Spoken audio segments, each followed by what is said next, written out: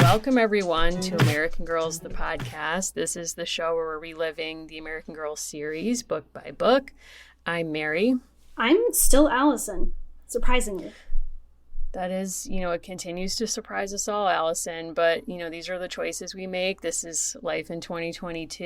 And, we are joined today by a very illustrious guest. Yes. So I don't know. I feel a little bit like, when we had a second birthday, we played off, the Olsen twin kind of theme.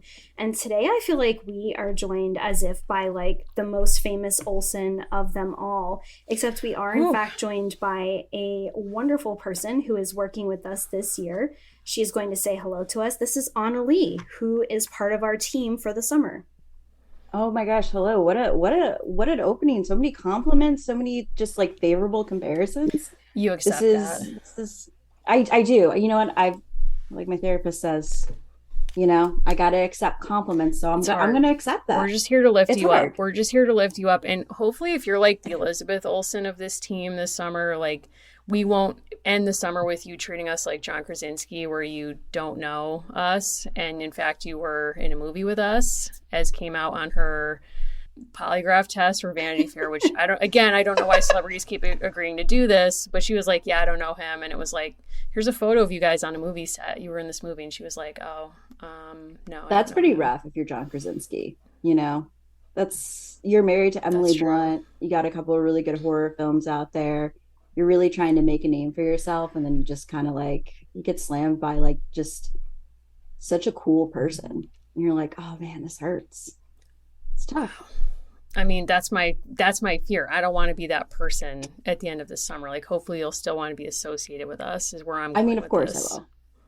If anything, more so. Okay. I mean, like Mary's been getting my 5,000 emails about like housewives every other day. And I appreciate that. And Allison let me talk on the phone with her forever. So, I mean, you're stuck. Whoa. Which is actually a far more rarity than perhaps I acknowledge. I'm in shock right now. I can't believe Allison deigned to speak to anybody on the phone. My God. I picked up, it's a at least 3-year-old joke on the show now, but the line, I'm not always there when you call, but I'm always on time. I am almost never there when anyone calls. So I mean, first ring she picked up. First ring. It was like, hello. I was shocked. I thought I was going to have to like leave a voicemail. Did you just cold call? Did you plan this? Like, how did you get in there? Oh, whoa. Oh my God. Annalie, that's so brave. She was like, I need to talk to you about something related to like behind the scenes. And I was like, oh yeah, like I'll just call her, like, because I'm always panicked because I'm 3 hours behind everybody in my life. And so I'm always just like, I gotta call. And I called not thinking. And it was like one ring, bam, I was shocked. I have to keep people guessing. That's the reality. I mean, I guess you still are. I'm still guessing. I'm like, oh my God, I'm not brave enough to do that. Annalie, wow, hero I don't even status. Pick up on the first ring. I'm always so panicked. I'm like, you ever like get a phone call and like as it's ringing, you're like Googling the number to like see what it is, if it's like a scam call or something. Absolutely. So not even bothering. Sidebar. Just hitting the do not accept button or on do not disturb. So I was expecting your business inquiry, which is why I had my telephone ready and alert. And so you called at a perfect moment. So I did answer. I also have my Fitbit connected to my telephone. Wow. Okay. I didn't know that was possible. Like, learning a lot right now. Wow. I mean, I'm actually of the two of us more phone forward. Like, I will call. I enjoy talking on the phone, but I don't do well with cold calling. I get anxious about that. So I respect that you did that. Love that you guys connected. Annalie, what can I say? It's been a summer of surprises, of great collaborations. Your zine is out. Do you want to say anything about your zine? You know what? It was such a lovely process going through all the wonderful submissions we got from our listeners and, trying to create something that respected what they sent in to us and was sensitive to the subject matter. It was just such a lovely process. I really enjoyed it. I really like creating things. I really like making zines. So to do something, to be given the opportunity to do something that was about building a community around a passion of mine, which is zine making. It was such an honor, you know? So to the listeners that submitted stuff, you know, I loved it. And thank you for being so brave. I know it's really hard to put yourself out there, you know? Totally. Thank you. I know I keep saying thank you, but like really I've nothing else to say but like gratitude that you guys just let me like just make a zine. Like it's kind of like it's a dream. Annalie, we hope you have more to say because we have a bursting mailbag of Oh my questions gosh. and your I have questions. so many good questions here. Like, I mean, every single one of them, I was like, Yes. this is amazing. These are questions that just float through my head naturally. And now we get to talk about them. It's what a time to be alive. I mean, before we hop into the mailbag, which is going to be epic, is there any kind of pop culture thing you want to recommend to folks? Ooh, I mean, so Allison you were talking about season 2 of The Wilds, right? Yes. I just finished the first season and now I'm like very nervous about the second season. You should be. Should I go forward with it or should I axe it? Because the first season was electric. This is a wonderful question. So, season 1 presumes a certain setup with all women, and then season 2 expands to a world that includes a different dynamic. And that's all I want to say without giving a lot away. The show has been canceled as of right now. So, we're only getting 2 seasons. We're waiting on Yellow Jackets, we're waiting on other things to come back. I am still going to recommend it. I am going to say absolutely go for it. I find it fascinating. There is a use of a particular song that I found really, really fascinating that has kind of stayed with me. And I don't tend to connect to music on that level. So that's all I'll say about that. I am going to highly recommend it. It's summer. I'm rewatching Girls, which I think probably says enough, but you know, we're all in a summer. It's a period piece because it's now a decade old. I can't even fathom like what it's like to rewatch that right now. I literally can't. I remember being in college when that first came on and I watched the first season and I was like, I don't know if I like this. Do I like this? Do I not? Like, how do I feel about this? And then I never revisited those feelings, you know, maybe like maybe I should. I think with a decade of distance, right? So that was sort of made right, you know, kind of as part of like the tail end of the Obama era. Mm-hmm. And I enjoy watching like the way that they use their cell phones differently. I'm using royally. I made comments previously about Lena Dunham that rightfully people had, you know, further commentary on. My dissertation defense happened right after the finale of season 6, and that's all people were talking about. So I have like weird feelings about it for that reason. But now I have enough time from all of it where I can go back and appreciate. I'm shocked by so many things, like especially like how Adam Driver in the past 12 years has gone from that to where he is today, among others. So I have to say I highly recommend it. Everyone is not engaging. Everyone is serious silence.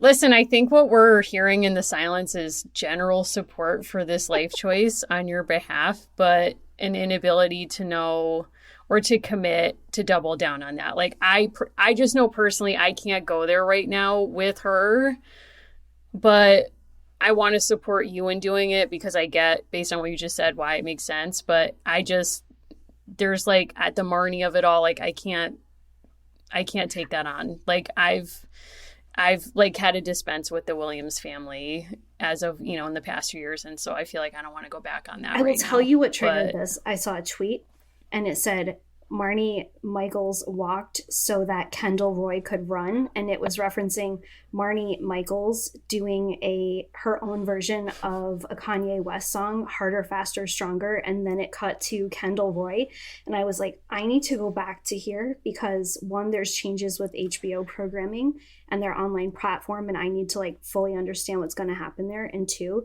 I'm loving it. Like I have watched 5 seasons in less than a week. You know, it's so funny because this past week, I've been like, I get random phrases stuck in my head. And the one that's been stuck in my head recently has been like L to the OG, dude being OG, AN he playing, you know? So I like I've been actually been doing a Succession rewatch because I got my sister into it. So it's feeling like it's just jarring going from like just got off of Sopranos rewatch, then went transitioned into Succession. There was Frasier in between, which was like a dark Oh, time, you know? And not because I don't like Wow. Frasier. It's just I feel like if you're rewatching the entirety of Frasier, there's a lot that you're trying to process. Do you know what I mean? Okay, interesting. I recently on Instagram asked, like, should I be, like, what show should I be watching? And I had very divergent views where people were like, I posted that someone said I should watch Mm-hmm. Frasier. And then I got a lot of responses that were like, absolutely no, or I love this show. It's so soothing. I can't believe you've never seen it. So it's like people are really on all like I have never engaged Frasier or Cheers, so I don't really know. I'm not in this debate, but I'm just saying I'm aware now that there is apparently some kind of like debate or just, there's strong I feelings didn't about know this that. I show. mean, I just grew up with like Frasier being on in the background, like with reruns on like TBS or TNT. And Sure, so I yeah, don't really like I've never seen an episode of Cheers. Just haven't. yeah, But like there's something soothing about it, personally. Like I don't know, like I said, I just finished the semester, I was doing a lot of final projects. yes. And so, we go to dark places when we're back in academia. I hear that. The summer I had to read for comps, I watched all of Friday Night Lights, and I'm not a football person. That got No, me in it's a a good place. Although I show. do love that show, Connie Britton. I still, if I'm having a bad day, some hero put a video together of all the times Connie Britton says y'all in Friday Night Lights, and I just watch it. And I'm like, I don't know why, but this is doing it for me. But anyway, I feel like we could talk about our TV loves for days, and perhaps this will come up in the mailbag. But Annalie, are you prepared to kind of throw questions at us that came into our mailbag? Absolutely. I mean, the first one is going to be more geared towards the both of you. This is a general update question. It's important. So Melissa wants to know any updates on the book. Yes, the book is done. The book is coming out fall 2023. The book is going to be called Dolls of Our Lives. And that was actually a title suggested by one of our listeners. So thank you to, I think a couple, maybe people suggested that, but we're very excited for it to come out. And it's going to kind of, I don't know what more we want to say about it, but the structure of it is each chapter is going to be one of the, like, proceeding through the traditional 6 books. So, like, chapter 1 is Meet Mary and Allison, and so on. We learn lessons, we go on a trip, we explore the culture of AG, and also we had a storytelling project on our site still there, and you can share your own experiences, and folks could tell us if we could share their stories in writing our work that we did, and whether or not they wanted it attributed to them. And we used that and a bunch of other interviews to make it really a history, not just of our own experience with American Girl, but of like an entire generation and beyond of people who love American Girl. So that's what the book is taking on. And yeah, it'll be out fall 2023. And who's the publisher? so we are with an imprint called File and Friends, which is under Macmillan. And you can actually find our book. Some hero put it on Goodreads as the untitled project by the two of us. So you can already give us a 5-star if you feel so inclined. But oh my God, that's amazing. Because I found it completely by accident while looking for something else. So it does exist in a few places on the internet, but you are going to be seeing a lot more about it soon. And I only put that question as a mailbag question once, but that, along with a few other things, are definitely our most popular questions. So there will be even more updates coming very, very soon. This is like so exciting. I mean, this must be obviously working in academia, you've been published before, but what does it mean to be published under something that is so deeply personal to the both of you?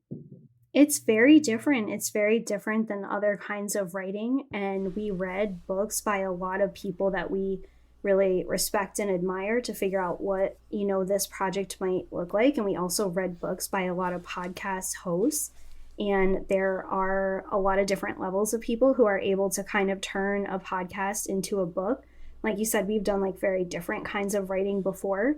I think people will enjoy it who enjoy the podcast. And I think there will be people who don't know about the podcast who want to seek it out. And I think there are all sorts of other people who might just be interested in culture and ideas about what girlhood is or means who might want to check it out as well. So I think that will all be very cool. And there's so many things happening kind of behind the scenes that it's getting more real. And there will be, I think in our minds, like a clearer vision of what you're actually going to hold in your hands by next fall, like very soon. So I think that also kind of helps. But, to your point, I think it's different when you write in a personal way. Like, I think academia never fully fit me because you were always kind of encouraged, like, not to make things personal, at least kind of explicitly. Although, of course, everyone's choosing whatever research topics they pursue based on their own experiences. But you're supposed to kind of act like that's not happening in certain fields. And I think what was cool about this experience was, I grew up loving Sarah Vowell's books. And I think a lot of this book is kind of an homage to that kind of writing where it is personal, but it's going to places, but it uses interviews and travel as a way of thinking about bigger ideas in history and in pop culture. And, it was very special to be able to write about like personal experiences. Like we each write our own history with the brand, how our own American Girl story. And we offer resources to encourage people who read the book to kind of think through their own story and what that's about. So it's really a history of like a community. It's not just our histories, but it is special to get to kind of share things like that. There's a lot of stories from our own experiences that we haven't talked about on the show that are in the book. I mean, Sarah Vowell, I feel like meant a lot to me growing up. I know my good friend Morgan, she bought me my first Sarah Vowell book. I think a lot of the listeners probably have that connection to Sarah Vowell. So it's interesting. I'm really excited that it seems like it's taking on that format, because my dream book would be the both of you just go around to shaker sites a la Sarah Vowell. And wow, just like discuss them and write just like wonderful essays about it. I really love that personally. Yes, and I also love that you tipped me off to the fact that Girls Trip, Real Housewives Season 2 had an entire episode practically filmed at Hancock Shaker Village where they had a dinner. And Allison, you need to watch this even if you've never seen Housewives, because Dorinda up top is like to the other ladies, like, let me tell you what the Shakers are about. And then proceeds to say something that's completely nonsensical. She's like, yeah, so they would have mass here and stuff, and they would just kind of jump around and roll around. And, that's how you get, they were shaking. So, that's what that was all about. And I forget what else she said, but I was like, wow, if Mother Ann could hear this, like, in a way, it's like fascinating.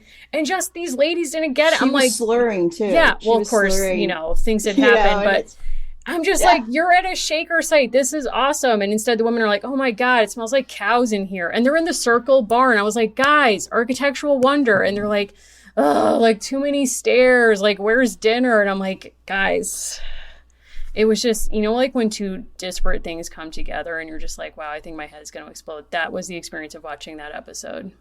So thank you for that.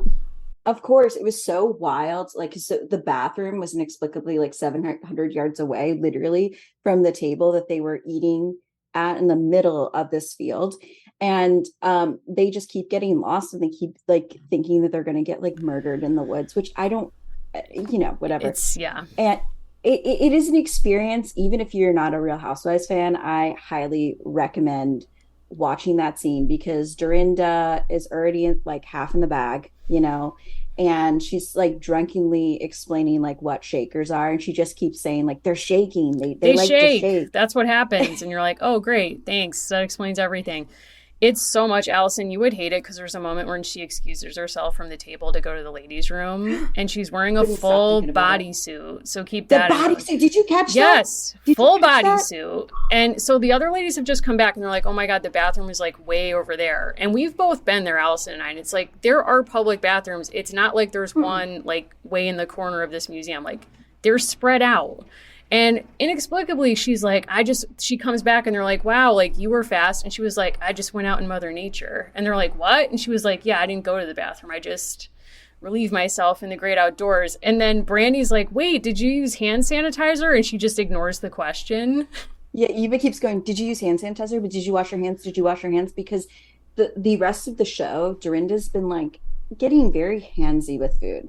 There's a scene in which she breaks apart someone's lobster, not her own, someone else's lobster, with Allison, her you can't. hands. It is so much. And when I noticed she was in a bodysuit, I was like, okay, so this woman went over by like seemingly the edge of woods. Although if you've been to Hancock, it's not like it's immediately surrounded by like a forest. And she had to fully take off her entire bodysuit to pee. So I'm like, you thought that was the move instead of walking 50 more feet to a private public bathroom? I know she wasn't in her right mind. I'm just saying, and we can move on to another question. I'm just saying, I am thinking about this a lot and also what Mother Ann would make of this. And I'll leave it there for now. Allison, please, I need answers. You have to go watch this. I just have to say one thing. Yes. This is Western Massachusetts, right? Mm-hmm. Alls I kept thinking about, like, this woman is peeing in the tall grass. I'm thinking ticks, ticks, ticks, ticks. Like, does she want to end up with Lyme's disease, a la Yolanda Foster Many of from Real them. Housewives of Beverly Hills? A lot. I mean, like, I mean, it was just an experience. And then the Pentecostal choir that came out. Oh, no, the Baptist choir that came out. that was. So, It was Allison, the incredible. episode ends with one cast member seemingly from nowhere being like, I think it's time all of us heal. They've all just been fighting with each other in purely made up situations for 5 days. Mhm. And she calls out her own minister, who appears out of nowhere to an outdoor dinner at Hancock Shaker Village. He delivers a brief sermon in which he asks them all to turn to each other and say, it's going to get better. Which I'm like, from what? Like, what are we healing from? And then a choir comes out and serenades him. And Vicky, who was anti-vax and a whole host of other things, was like, this is what I needed. Thank you. I feel healed. It's like, get the booster. That'll actually do it. I mean, not to Well, 'cause disparage she what this had group is COVID at the doing. beginning of the trip. Yes, she had COVID at the beginning of the trip and lied about it. And she was like, I feel full of the Holy Spirit. I'm like, please don't bring them into this because they don't know what you're up to. Like, we do. And when they were like, we can get the booster soon, she was like, that's right. She was like, that's what they want you to do. And they're like, yeah, but isn't it good? And she was like, follow the money, and it'll explain everything. It was like, what? And then Dorinda being like, well, you could get, my daughter shouldn't have got her measles shot. And she was like, well, that was 100 years ago. So we know that that's a good idea. But this, I mean, we don't really know what's going to cure COVID or prevent you from getting COVID. And it's like, yeah, actually, we kind of do. Anyway, I could keep going on this. I won't. But I'm just saying there's a lot there. Anyway, sorry. Yeah, there's Annalie. a lot there. No, it's okay. I mean, like, listen, Real Housewives, Ultimate Girls Trip, season 2 was just, there's a lot to cover. There's a lot of ground to cover. I mean, I'll just say this, Vicky Golbeson, who is most famous for her fiance Brooks faking cancer on Real Housewives of Orange County, being an anti-vaxxer, that lines up, right? But her in bed, her fiance, who she hasn't like really been with for 13 months, has broken up with her right before this trip has started. And so she's in bed and she just says in like a truly Vicky fashion, if I die now, let them know that I died sad. And I just feel like That was a real vibe. That was a real mood. that tells you everything. It really That tells does. you everything you need to know about it. Even if you don't watch Real Housewives, you could watch Ultimate Girls Trip and be like, this is insane. I love it. 10 out of 100%. 10. No You know notes. me, I'm a huge Housewives fan. So I was loving every single moment of it. So the next question is also has to do with the dolls. So it's what's next after Courtney. So where do we go from Courtney? And that is from Tara. So what do you think? Like, who comes next? Is it too soon to do a 90s doll? It's been like 30 years. I was born 93. I'm going to be 30 next year. So what would a 90s doll like look like? What is she experiencing? Who is she? Any ideas? Sorry, so a girl chronologically set after Courtney? Is that the question? Mm-hmm. Yeah. Yeah, that's the question. They're wanting to know, like, because we obviously know that Claudie is coming Yes. next. Claudie, is it Wilson? I think they changed it. She was going to be Jones, and then they changed the last So there name. are leaks about Claudie, and what's interesting is if she was coming out just a little bit sooner, we'd be able to do her next, but we're jumping into Kit, which is 1930s, and then Cloudy will be kind of the years between Rebecca Rubin and Kit.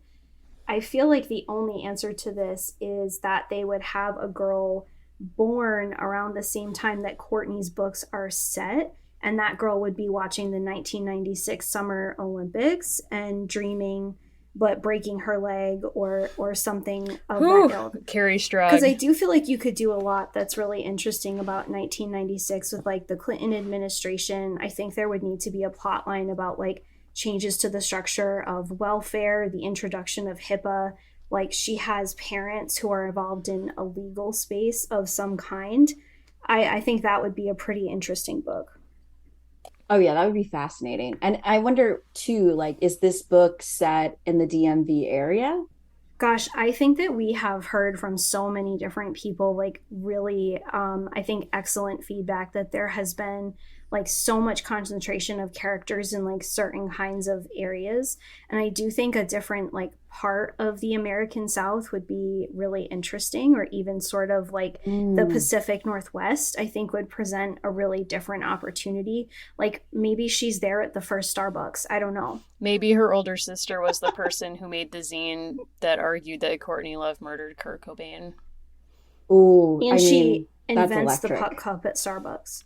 Like I think there's range Whoa. there that we're not like really ready for. That collaboration just and she can see makes Russia itself. from her house, and so like her parents are trying to teach her about the Cold War, and she's not really receptive to Yes. it. And she's like, just let me learn about Carrie Strug, Mom. Like that's all I care about. And she's like, that's not even relevant to these Olympics. So I think that that's a possibility. I don't think you set it in Atlanta because that's a little bit too on the nose. And American Girl tends to do like just a slight pivot to the right. Like Rebecca Rubin doesn't work in a factory, but she gets exposure to a factory. So I think it's like there's conversation about how Seattle is an up and coming city, and she's like learning about the history of her area while the Olympics are on in the background, but she's not herself an Olympian or a person from Georgia. Is she our first girl That in would STEM? be Luciana, right? I mean, I don't know. Yeah. I mean, this is the 90s in Seattle. That's Microsoft, like that's all I'm thinking about. That's a good point. I mean, we always support a woman in STEM. I would also love to see Yeah. her like a burgeoning historian who's at war with herself because she wants to care about the American Revolution, but the Spice Girls have convinced her that perhaps we shouldn't have pursued independence. Like it's different for us now. We can't be in relationship with Spice World in the way that we could had this not happened.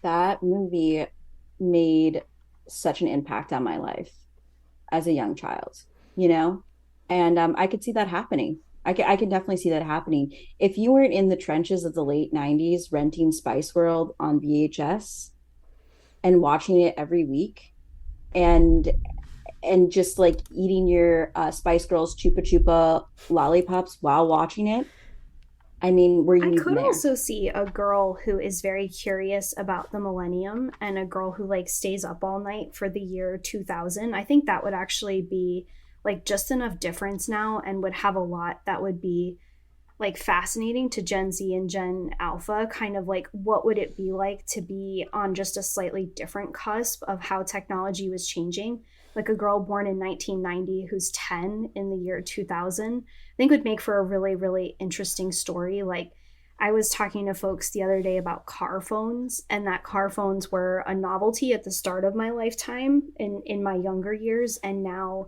even that notion like seems antiquated and quaint because like you have the car phone, right? Like it's the way that that's changed in one less than one lifetime. So I think that would be a cool story as well. But enough free ideas out into the universe. No, I'm kidding. Someone can write that. I would like the girl that you have just posited who's, Y2K.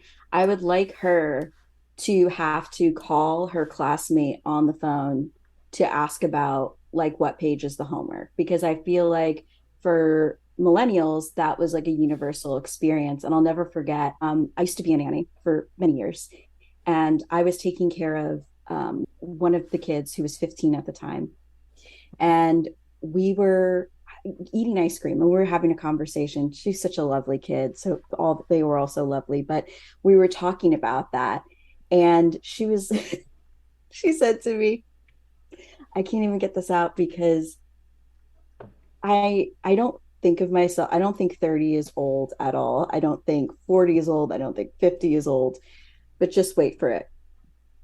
She says, um, so like when you picked up the phone, because we were talking about landlines, uh, did the operator connect you?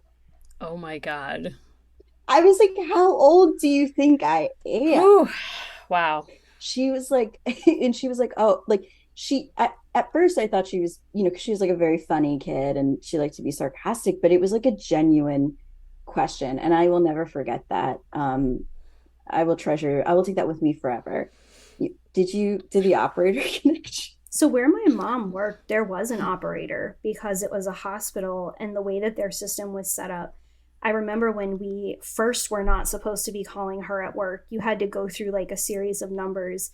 And then later we had extensions when we were not supposed to be calling her at work. And then later she had a cell phone when we were not supposed to be calling her at work. And the worst was when you had to go through like 5 channels and then someone would say like, she's not coming to the phone. Yee. That was like whenever I called my dad at the library. I had his own, like, he had his own personal line. But before that, I would have to like connect with like 15 people just to ask him, like, hey, can I have an ice pop? Yeah. High stakes phone call. Love that. So they also want to know what's the future. Cam wants to know what's the future of AG. I feel like this question is kind of linked with like Courtney outside Claudie, which we know who there is a question about Claudie coming up.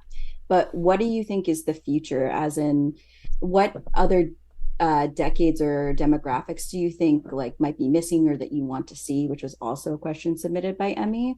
So what do you guys I think think? we're in a really weird moment where brands generally, right? Like if you're on TikTok or you're on like certain platforms, like a lot of brands have handed over the reins to like younger and younger and savvier people, right? And so like the Duolingo owl is funny on TikTok, or like Sponge Daddy has this certain kind of presence on the internet.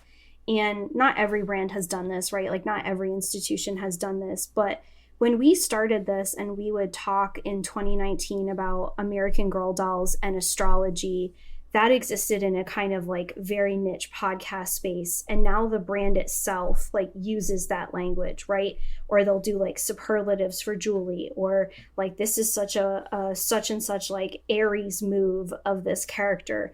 And so I think a lot of like fandoms and brand marketing have like formed a tight loop, right? Like they've formed this kind of Gordian knot that never used to exist, where it used to be like fans are doing these funny things. And now even like some of the meme account language has been taken on by the brand and vice versa, right? Like there's not these distinct camps that speak past or about each other. Like they've collapsed in on each other. And I think that that will last for a period and then that will go away, because I think there's something like very interesting happening right now with how like brands communicate in a very specific way with fandoms on some parts of the internet.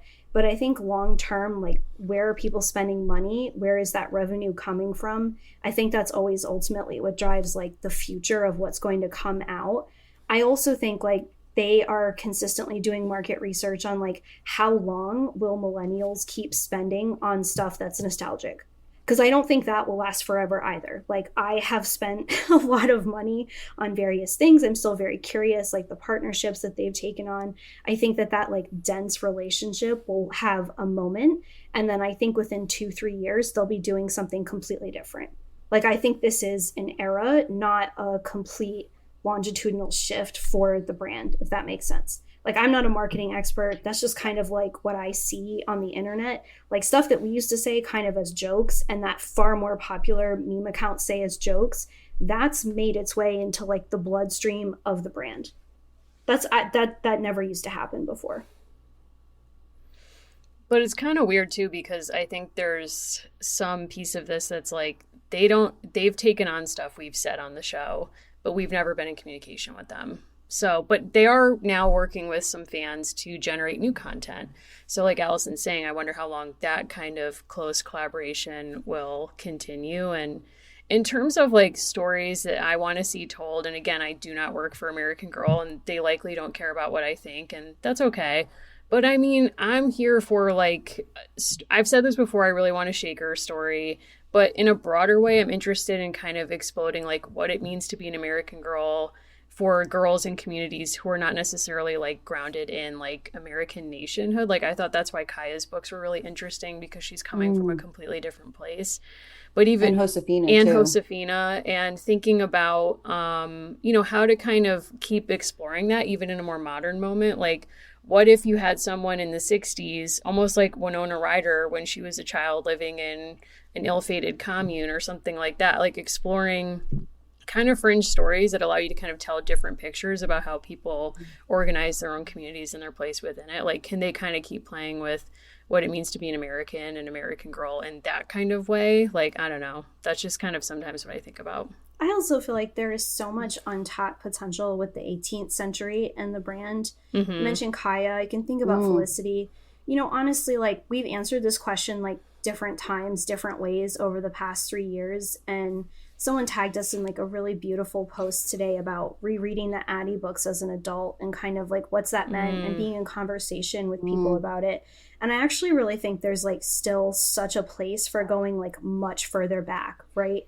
And I think that this would test them in terms of the kind of accessories that people want to be selling right now and kind of pushing like without making it like quaint old timey things, but I really would love an 18th century character that takes us somewhere completely different, that offers us something like really unexpected.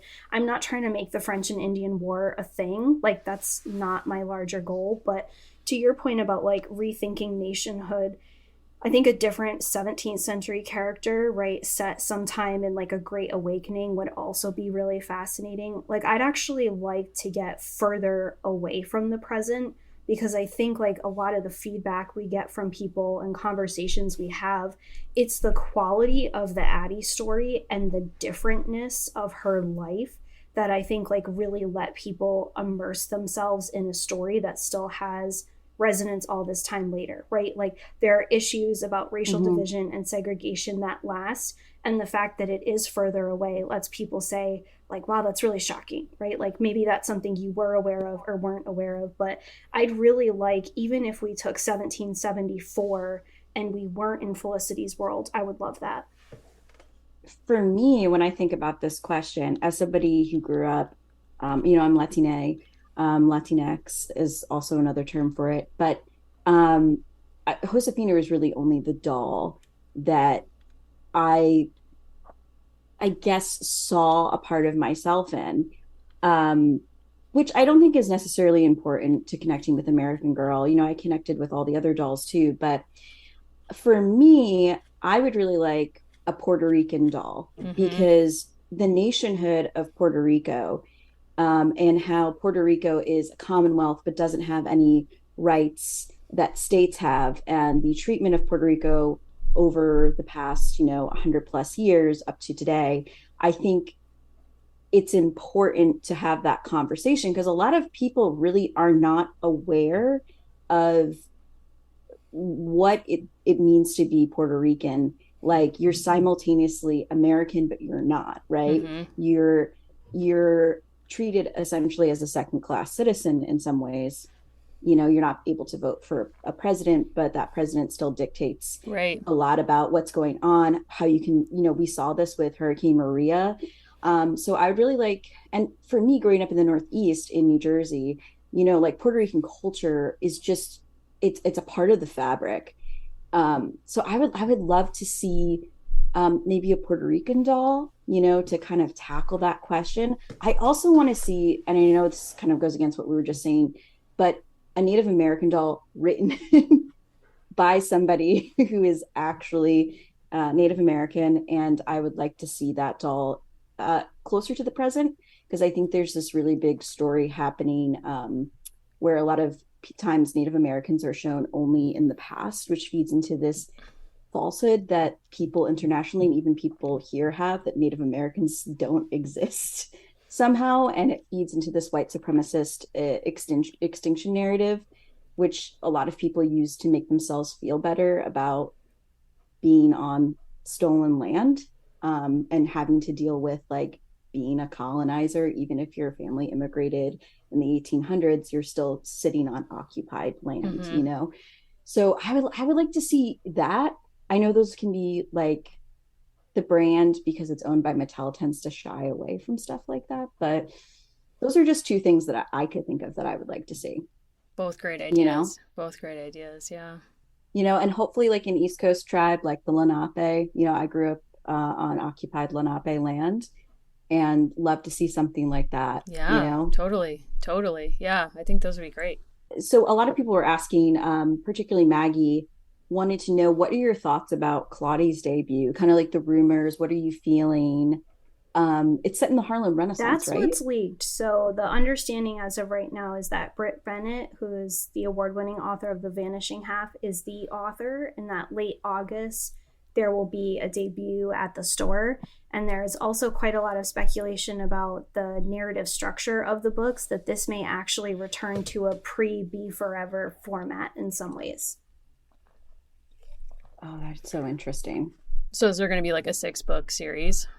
I don't know. So people have shared different kinds of things. I think that that will be clear sooner. But if you go on a website and you try to pre-order, you do get some information, but there is going to be a kind of unveiling right around the time that this episode comes out. So when people are hearing this, there will already be kind of like a better sense of what's coming out. It's part of why it's hard for us to say, how we would cover things, and why Kit is the definite next for us, because sometimes these books come out various ways, right? Like we've been doing Rebecca, who was released as a 6-book drop all at once close to 20 years ago.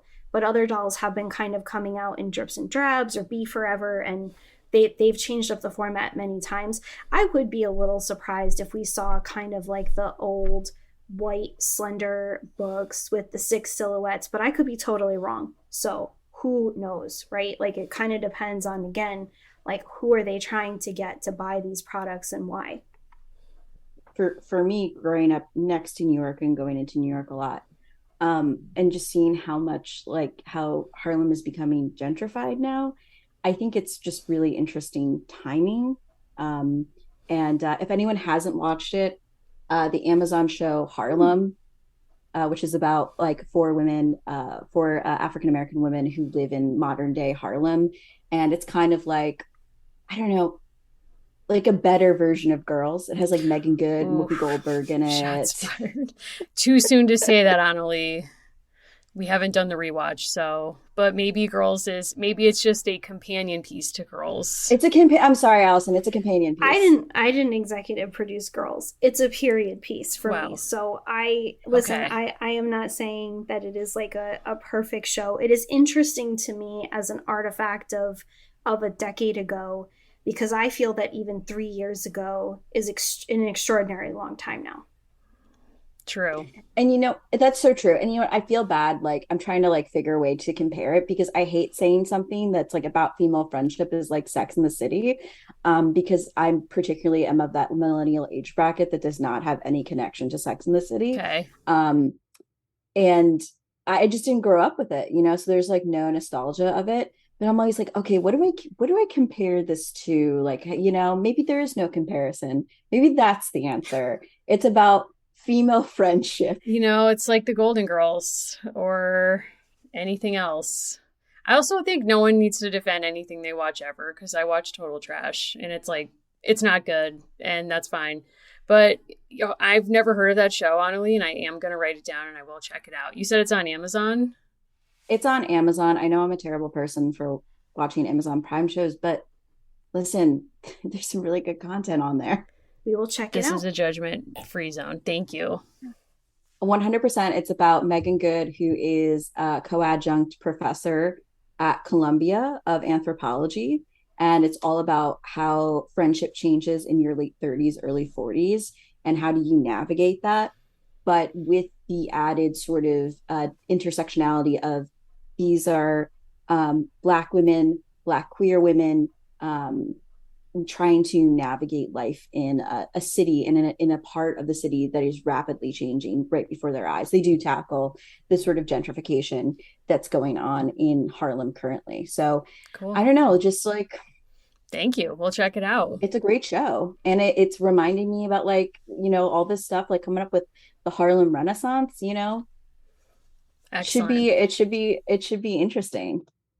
So Nymeria asks, this is kind of where we're shifting into a little bit more of the book questions once again. Which adult from the AG books deserves their own spinoff the most, and what is the genre? Which, like, does Miss Manderley have a romance novel? Does I'm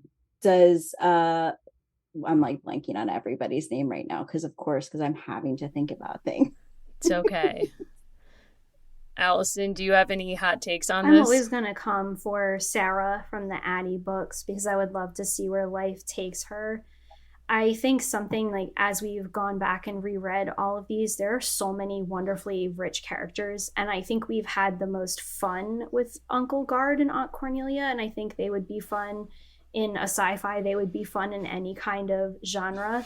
Someone I've been thinking about a lot lately based on like different feedback and things I've seen on the internet, and also speculation that Kirsten is coming back to the American Girl primary market.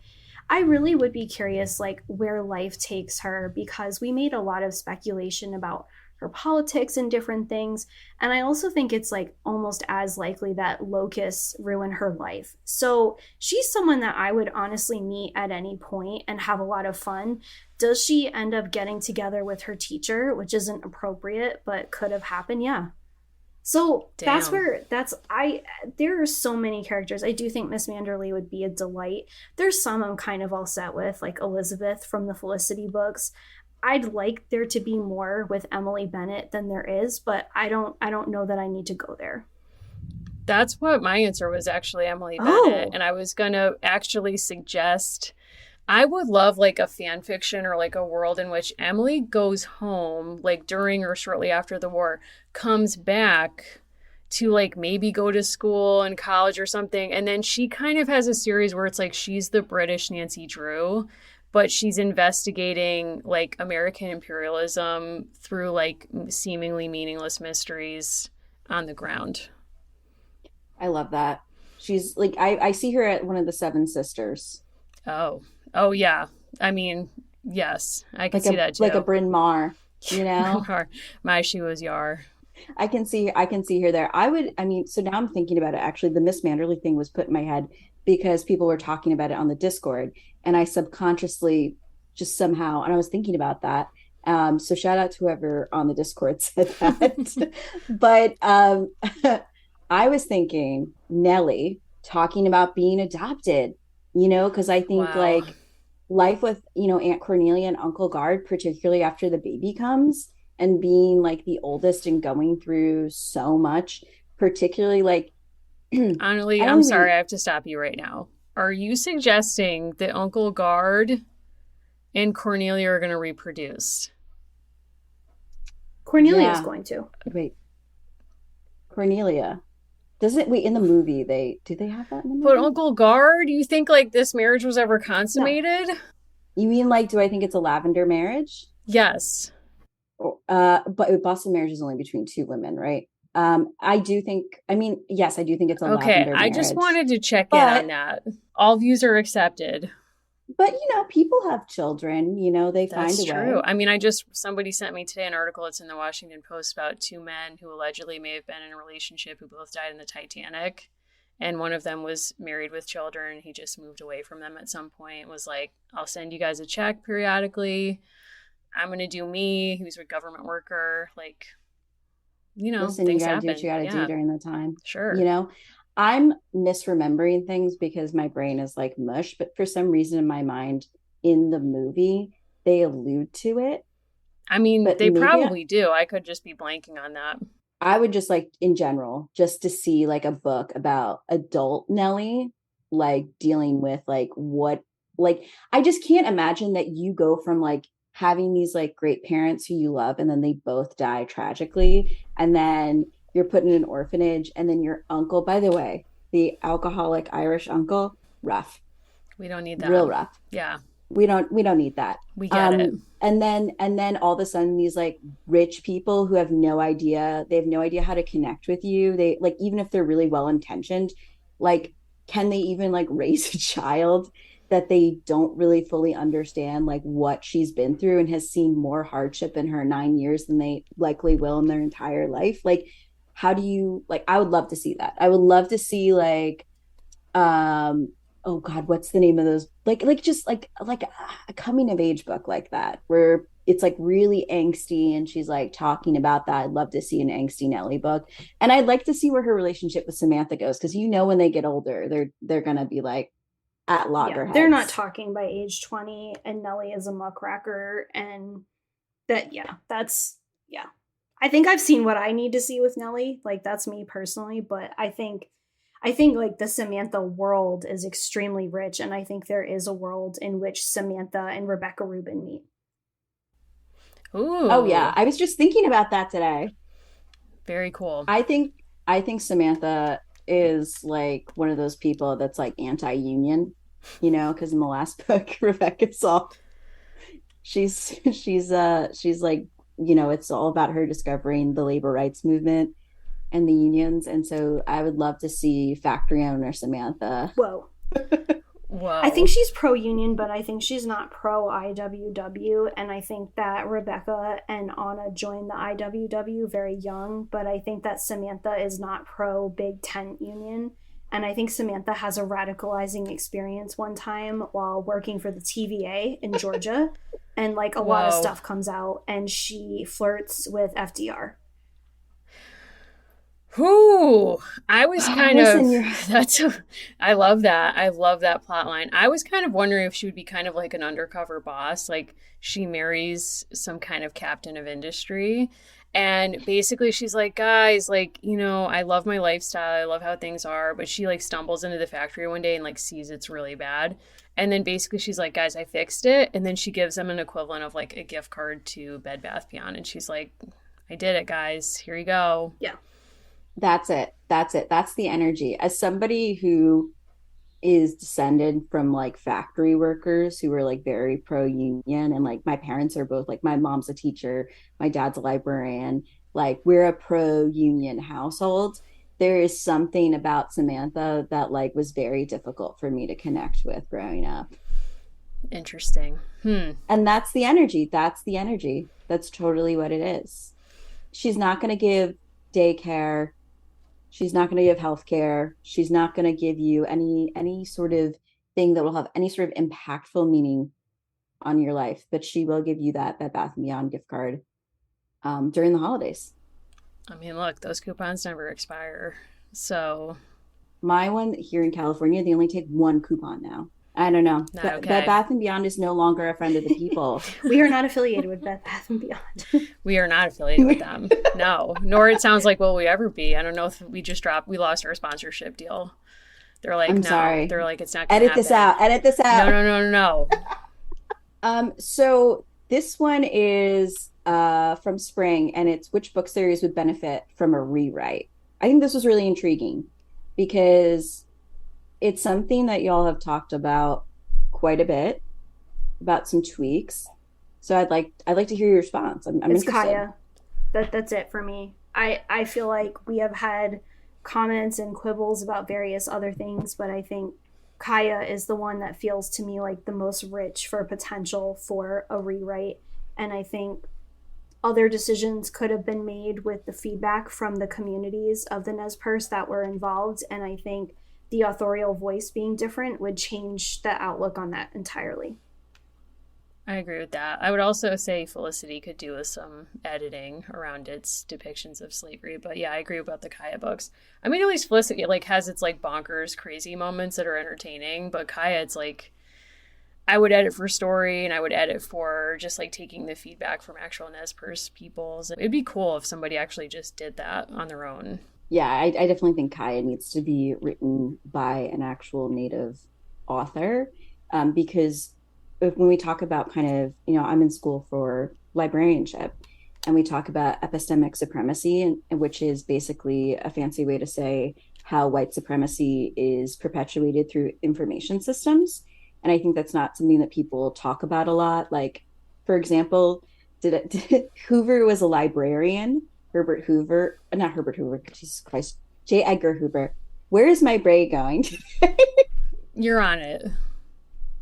J. Edgar Hoover was a librarian who used libraries as a way to perpetrate violence towards Black communities, and Black liberation movements. So when we talk about epistemic supremacy in relationship to Native Americans in particular, we're particularly talking about how white supremacy in this country seeks to say, this is how you get information, and you get information from libraries, you get them from books, you get them from primary sources. But a lot of Native American information systems are oral traditions, and instead information is importantly passed down from generation to generation.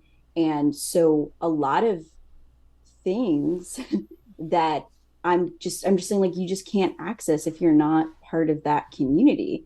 And so what gets left out when somebody who is not Nez Perce writes a book about a young Nez Perce girl who, number one, doesn't have that life experience, but also like just does not have that information. So yeah, I think definitely somebody who's actually Nez Perce writing that book would be super, super important, and it needs to be done. For sure. Yeah.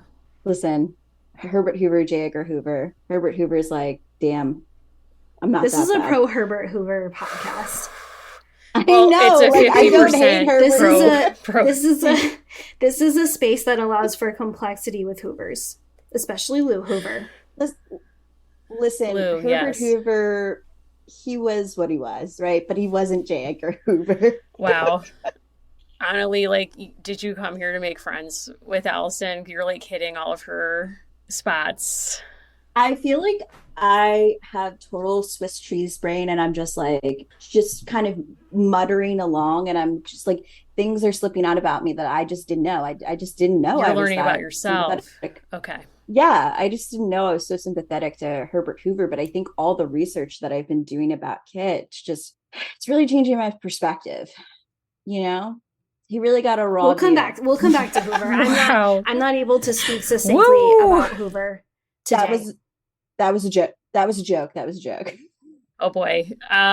We'll move on to the next question, and we'll revisit this at a later time. This question is not about books. It's a very, I would actually like to know your answers. It's from Hannah, and they ask, what's your favorite chatty podcasts to listen to? And that chatty is in all caps, so they strictly chatty. Ooh, Mary, you go first.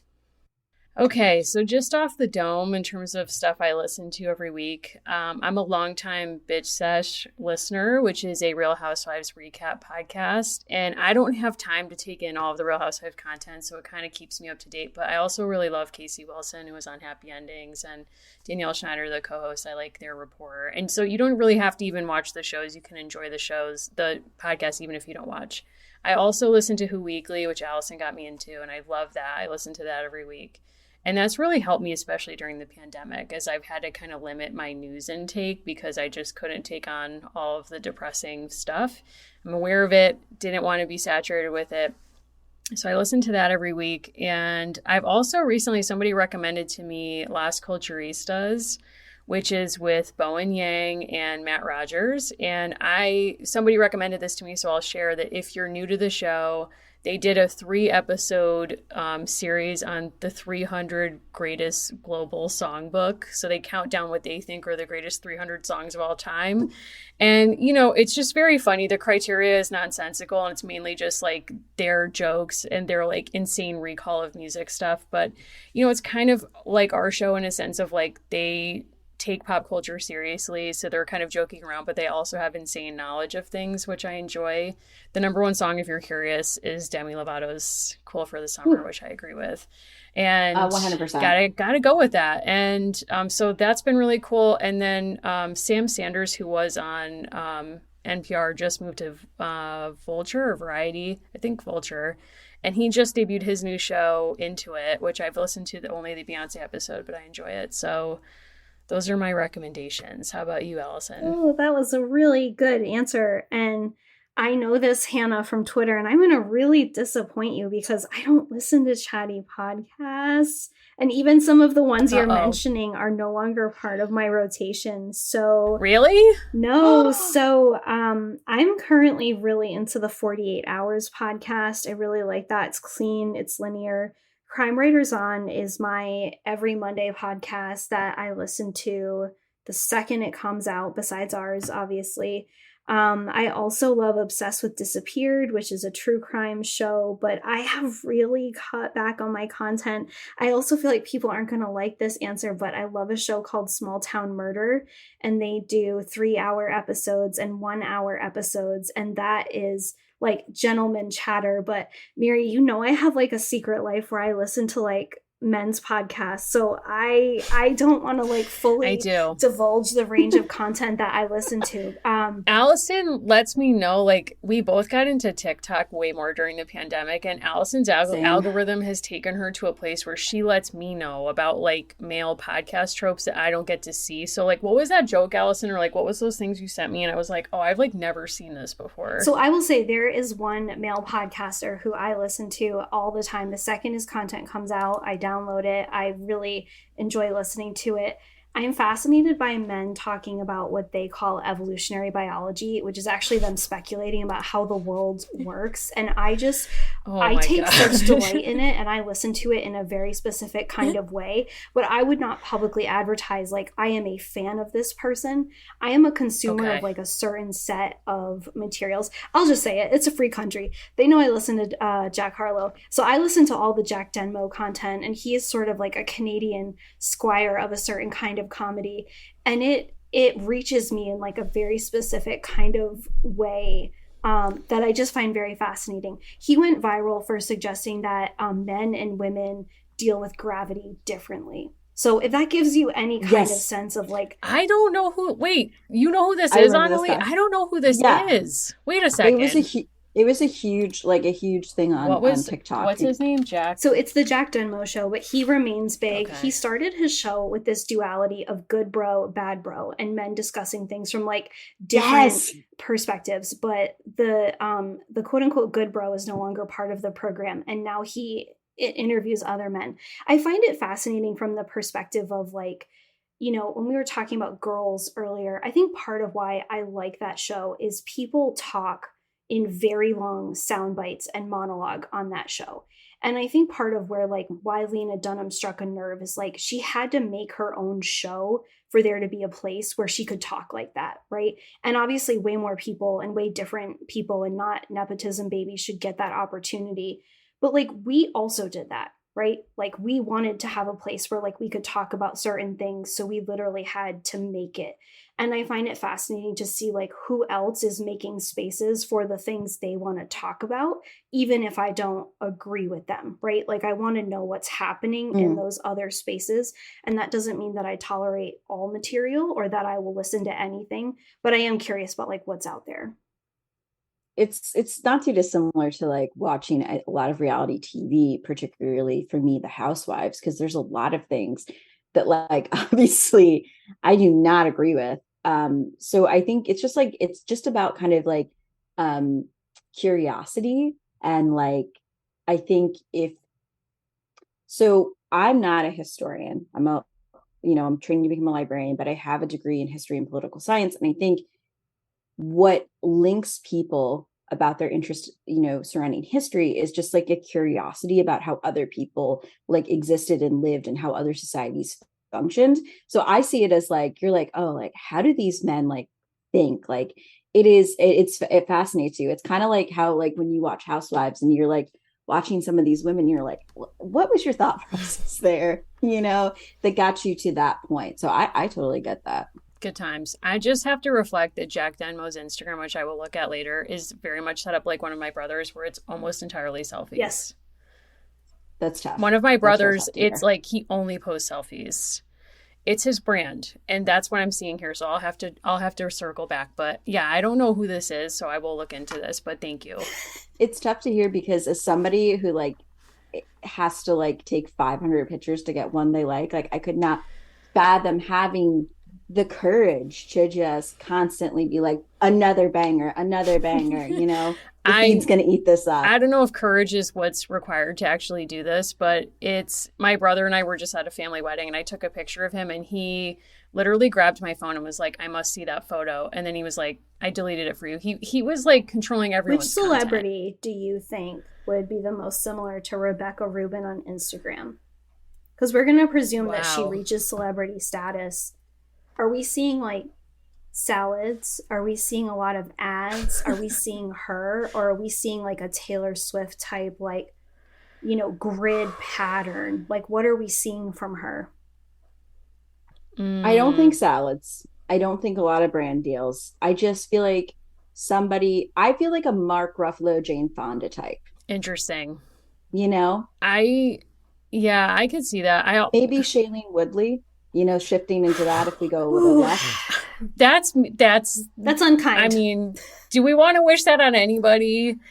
No. But I mean, yeah. But I mean, like, it could happen. It could, I mean, like, listen, I want Mark Ruffalo and Jane Fonda kind of energy, but listen, this is like Hollywood. Things go to people's heads. We've seen it happen. What's the name of that? The person on SNL, she's not on it anymore, Vanessa Bayer.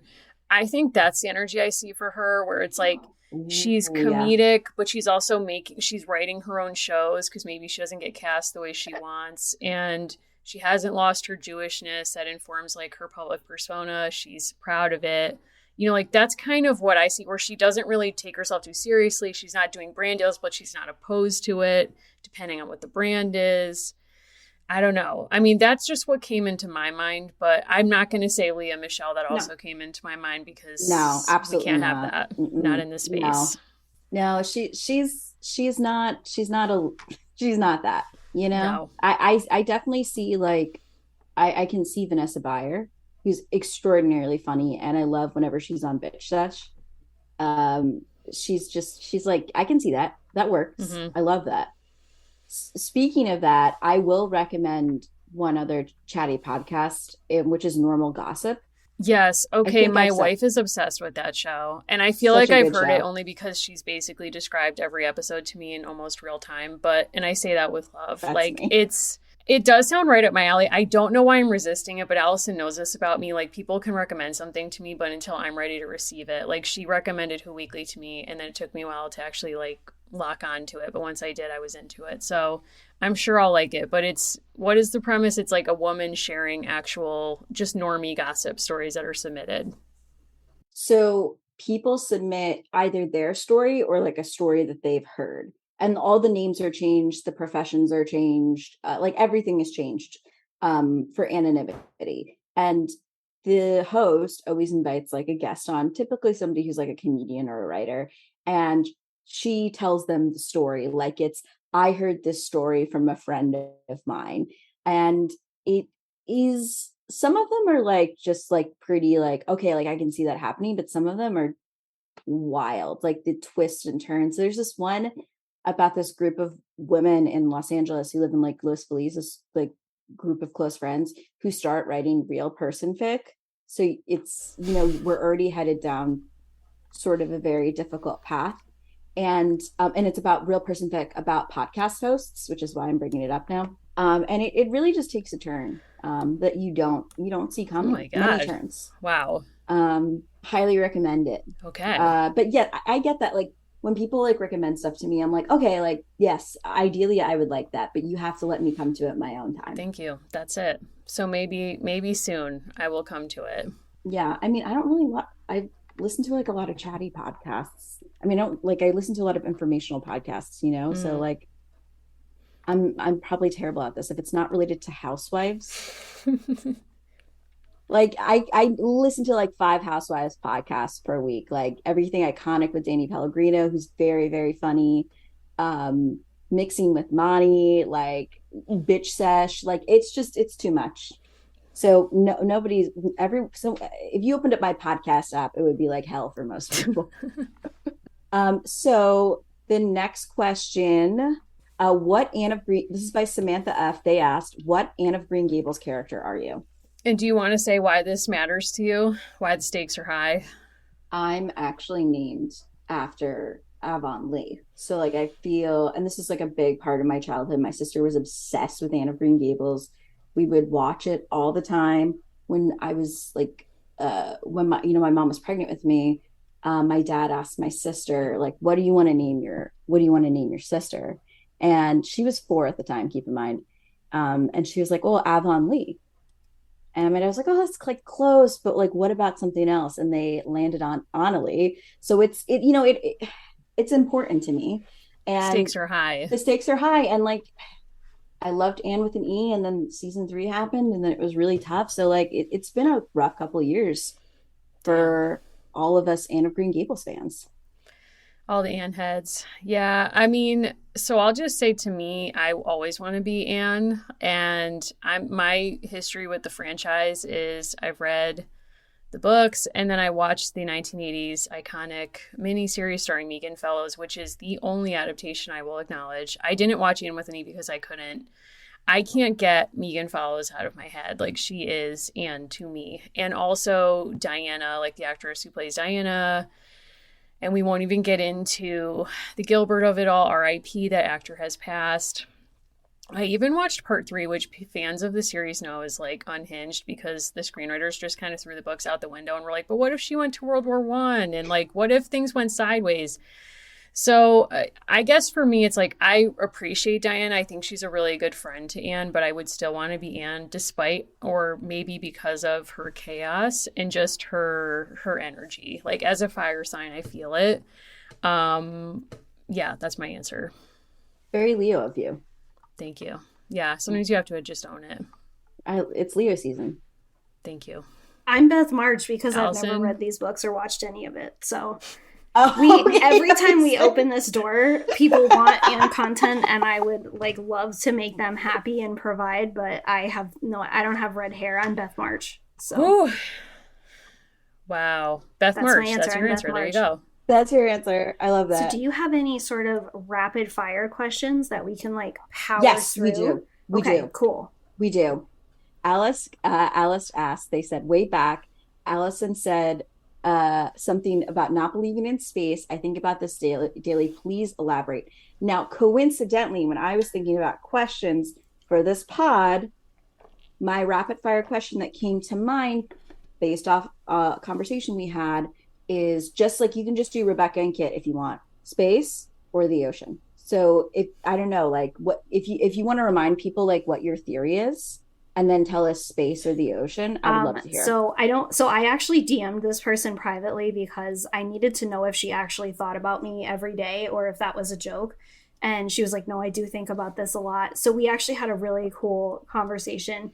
So for me, it's always going to be the bottom of the ocean. And I literally have asked everyone I work with, and I ask people this constantly, Mars or the bottom of the ocean. And part of what I'm measuring is how long they bring up their desire to colonize Mars. It's always going to be the bottom of the ocean for me. It's not that I reject space conceptually, it's that I refuse to believe it fully. So I'll leave it there because I've already mentioned like a lot of out of pocket topics today. Mary, ocean or space? Wow. Ocean Okay, for me, wonderful. per usual. Yeah.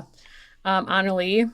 Ocean, and the thought of space just really terrifies me. I like it and I'm intrigued by it, but black holes, even if you ever think about those long enough, I'm they're not real coming tough. back. Here's the No, thing. thank If you you. send me to space, I'm not coming back because I'm You're not not. blowing my nose after having seen the universe. I'm not doing it. I refuse to accept it as a What? concept. I'm not tying my shoes. I'm not going grocery shopping. I'm barely doing that as is. I would refuse to live a life with any banal activities whatsoever if I'd been to space.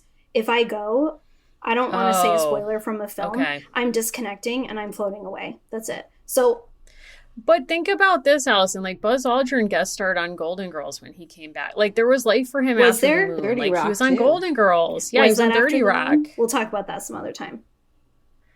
Oh, man. Okay, next question. Next question. Next question is AG Girls as seltzer flavors. That was Okay. submitted by Emily, not Emma.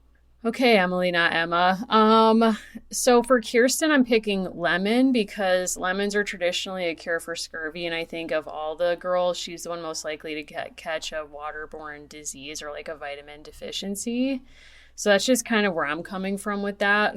Allison, do you want to trade off? Do you have other thoughts Yeah, on I was this? gonna say I think that Josefina has a kind of cherry alignment because I think she finds that kind of like rootiness and richness fascinating.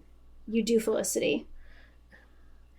I don't actually know for Felicity. I need to think about that. I I was think thinking, yeah.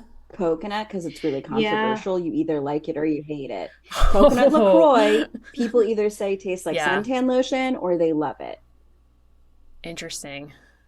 Or it could be Interesting. pineapple, like that's bougie for people during the colonial era. That's true. Well, that's why I was thinking actually pomegranate for Samantha because I thought she would kind of delight in the bouginess of that, like the availability of that non-native fruit or flavor. But I don't know, Allison, do you have other thoughts for No, I Samantha? think that that's spot on. I think that Addie and Sarah do research on like which seltzer is least likely to break down your teeth because like they're very thoughtful about that kind of thing. And I think like that's the direction that they go in. And since certain seltzer companies have chosen to never sponsor us, like we just won't say. Wow. I'm still heartbroken about that. I was also going to recommend lime for Addie because I believe she makes sugar cookies in the Yes. books, and I do think that lime would pair well with sugar cookies. I also just believe that Molly would be passion fruit for reasons I don't feel the need to explain, but like anything with passion in it is what I choose for Molly. But Allison, did you have a different feeling about So I left Molly? 3 cases of seltzer in my car overnight and it's been 95 degrees. And I just feel like that's a thing that Molly does also. Wow. Yeah, I think that's true. Are they going That to sounds explode? right. I don't That sounds know. right. That's like for me and others to determine at a later point. We please check, refer back to us. Let us know if I Yeah, it's will. safe. I just like the thought of having like weaponized seltzer, just like it's like a ticking bomb ready to go off, It you is. know. And you know, you got to take care of yourself. You got to pick the flavors that are right for you. Like at my wedding, the we had a barbecue place be the caterer and they had a brand of seltzer that I will not name that I will not drink. And I basically was like, I will provide my own seltzers for myself and my guests because we can't be exposed to this. So I feel like Is it a choosing certain Wisconsin-based company? I don't know what that is, but you can I'll tell you off air. How's that? Okay. But Allison knows what brand it is. It's not for me, and that's okay. It's totally fine for it to be for everyone else. But I was like, we all got to have what we need. You Mm-hmm. know what I mean? So I really hope that we've guessed correctly for these girls. And for Rebecca, I'm saying grapefruit, and I chose that purposefully because it's the name of a book by Yoko Ono about experimental performance art, and I do think that Rebecca would identify with that Yes. in some ways. Also, I just think it's like a really classic, classy flavor, you know, Mm-hmm. and that's like what I think about Rebecca. Just like Drinking it right now as we grapefruit, record. grapefruit Yeah, I is love an elite grapefruit. flavor. It's great. I think It's my all of these top are accurate. flavor. Grapefruit and then pomegranate are my two top flavors, then passion fruit. I Just mean, saying. passion fruit's controversial if you like a certain type of LaCroix. Yes. yeah, so nasty. Excuse me? Annalie, it's really unfortunate that you're Oh having your no. employment terminated live on air, but it's No, no, just no. how it goes. I'm thinking about the bubbly one. Mm-hmm. The bubbly passion fruit Oh, is a nice save. letdown. Yes, I have I like cans agree. left over, and like there's never leftover cans of seltzer in my house. And my sister and I have 2 cans left over because it's just like, oh, It's it's not bad, but it's not good, it's you not the know? LaCroix kind. You know what I mean? You gotta have Do that you have a one. final question for us? Yeah. So, okay. So I let me just like name 3 really Oh, quick here, and then you tell me which ones you want to answer. So we have Real Housewives taglines. I do have a couple options. We have Are Rebecca and Kit both Virgos or are they Leos? It's a toss up. I have evidence for both. Are they coffee or tea drinkers, or do you want to take the favorite pop star slash divas of the whoa. dolls? How about we each halfway on one of them? I feel like Rebecca is not a Virgo, and I will say that she is probably a coffee drinker as soon as that becomes easy for her to do. I see that. I mean, she's a New Yorker. Hmm. I think she's going to employ one of the twins as her assistant, and they will get her Yes. coffee. What's her coffee order? I mean, this is the 19, what, like Ooh. 30s, 40s when she's acting. So like, I mean, I know we're limited, but is she a sugar gal? Is she like, is she a No, milk gal? Like what is she? Just just black. black. She smelled too much sour milk in her life.